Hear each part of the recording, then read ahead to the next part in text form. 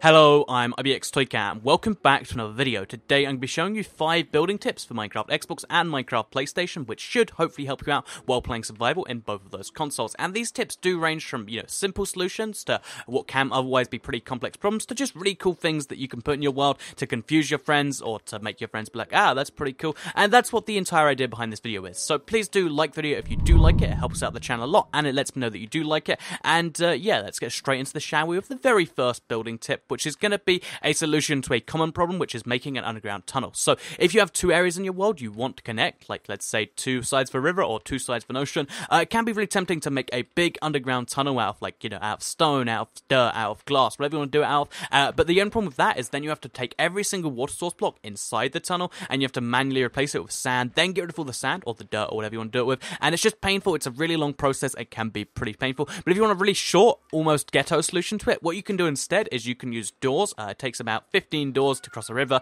and obviously maybe like 100 to cross an ocean, but that's far less than, thousands and thousands of dirt blocks, glass blocks, or whatever else, because all you have to do is place the door blocks on the, bottom part of the ocean, and then you can follow the, curve of the ocean, or the curve of the river, and you can get across that simply. So as you can see, this is much faster than swimming across. All I have to do is just jump over from one side to the other, and I'm there. And if you want it to be even better, you can have like a sign on top of each of the doors, because you can crouch, place a sign on the door, and that means there's no opportunity for you to be in contact with the water, which is pretty cool if for some reason you want to stay dry. Not that there's any, real downside to being wet in Minecraft, but if you're a cat like me and you don't like water, then might as well stay dry, maybe? I'm not sure what the logic is, but if it's something you want to do, you can totally do that. And it looks even, more ghetto, but again, if that's something you want to do, it's something you totally can. So that's the first building tip.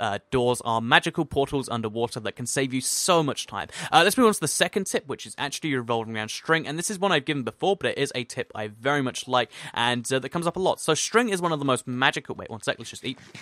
String is one of the most. String is one of the most magical tools in the game because it's a building block that doesn't really count as one. So when you place string on the ground, it turns into a tripwire hook that looks like this, and it means that if you attach it to a tripwire, then you make the redstone signal. We all know that, but it means, if you place it on the ground, you can also place blocks on top of it, and this means a few cool things. For instance, first of all, if you want to have sand or you want to have gravel, like a pathway that kind of floats, previously you had to place sandstone below it. You have to place something below it. With string there, you can place it on top of this like that.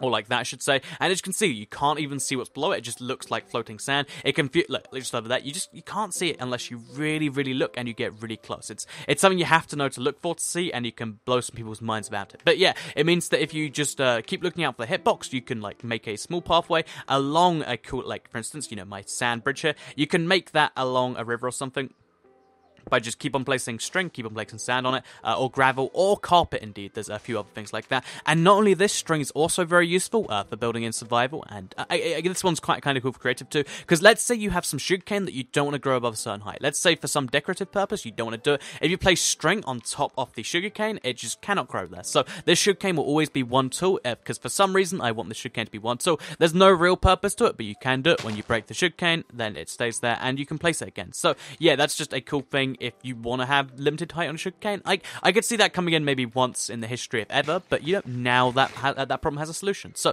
let's move on to the next one, which is actually, if you look at the ground here, you'll notice that this carpet is really slippery. And no, I didn't just cover the carpet in butter. That's not a thing I did. That doesn't even make sense. I'm not sure that would make a slippery carpet. But basically, if you place carpet on top of ice, so if you place ice down, then you place carpet on top of it, the ice will actually go up to half a block above the ice block itself. So this means that even if you have a half slab on top of the half slab will be just as you can see here, just as slippery. And it's pretty cool in that regard, because it means that you can one, make some really complex parkour, because if you have this hidden in the mix, people will be like, oh yeah, just make the jump, and they're like, oh, whoa, and it throws them off, completely confuses them, and it's pretty cool in that regard. But as well as that, you can also, you can also use it to just have a house which has a very slippery floor. So, let's say people are coming around your house, they're like, oh, Toycat, what's wrong with your house? You'd be like, there's nothing wrong with my house. I think you've done something wrong there, Terry. I think you might be up to no good. Maybe you should take a break from Minecraft. And then you can use it as a clever strategy to get your friends to stop playing Minecraft for a bit. Or, you can just use it to confuse people. Whatever you want to use it for, I think this is a really cool glitch. It's not really a glitch, a really cool tip, because, yeah, it's kind of useful. It doesn't work a whole block above it, but just for final comparison, here's me on the ice, here's me in the ice of carpet, exactly the same, not a single bit of difference, which doesn't make too much sense, you know, given in real life you just have a melting floor, but whatever, it works just fine in Minecraft. The next tip is kind of a bonus tip, because it's one I only discovered recently, but that I think is really cool, so if you do know it, then that's great, but if you don't know it, then here you go. Basically, if you have water, if you place lava down first, then you have water going down next to it, but not from the same level, so you make sure they don't overlap. You can actually make it so there's a water stream and a lava stream right next to each other, and it's really cool to see the water, see the lava through the water, and if you could go through the lava, do it that way. It's a really cool thing to see. It means you can have like a lava, you know, lava stream you can just throw stuff into, you know, throw stuff in there, cook it up like that, as simple as that, and that's pretty cool. So that's exactly what you can do there. So as well as this, then the next little building tip here is going to be one that kind of doesn't work in this update, but kind of does just as well, and that is the fact that if you have a 3x3 cube of bricks, stone, or stone bricks, what you can actually do is you can have a TNT inside there, and when you press a button, again, this doesn't work entirely now, it works imprecisely, but if you press the button, it will destroy most of the 3x3 cube, and it won't destroy anything around it. It won't destroy any of the dirt below it, won't destroy any glass above it, it won't destroy any stone to the right or to the left. It's just a really cool thing like that. It means that if you want to have a part of your world where you want to be like a super villain that's, you know, placing down some, you know, like placing a charge on the wall so they can do something, you can have like a secret part of your wall in your house. So let's just say your house is made out of bricks. You can have a specific part in the house where you know.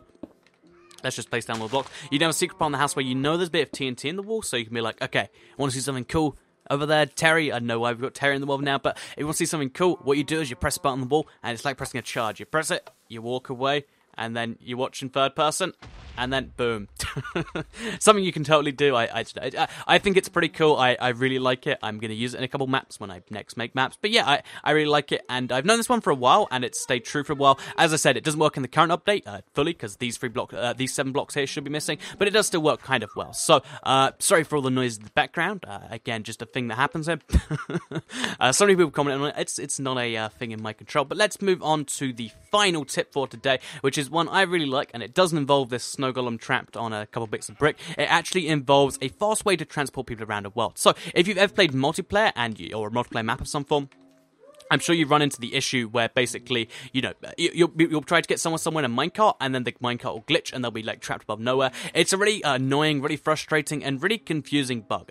A solution to that is to make people just run there themselves, of course. You can make them go be like, okay, I'm just going to jump across the way, but that can take some serious time. What you might know is, you know, because running and jumping is actually slightly faster than sprinting, what you might know is that if you have a, you know, block above you, it will actually make you sprint faster. So if I have 2 blocks above me, then I'll hit the ceiling, come back down, and jump even faster.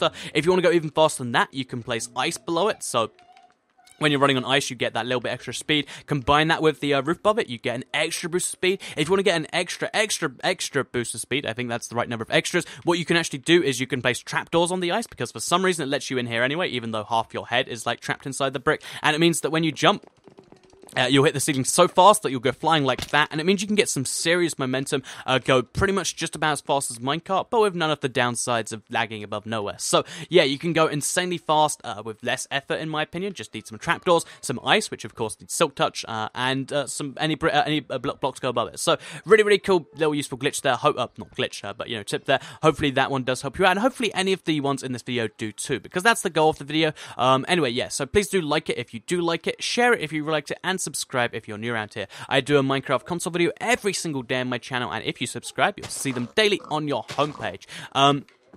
Let me know in the comments down below which of these you knew before this video. I'm just going to kill this pig to get some food because I quite badly need some. But yeah, let me know which one of these you did know in the comments down below. I know someone's going to be like, oh, I knew all 7 toy count. I know there's only 6 in the video, but I'm so smart, I knew 7 of them. But yeah, for seriously though, let me know which ones you did know in the comments. That'd be very much appreciated. And yeah, other than that, I guess thank you for watching, and I'll see you all in the next video.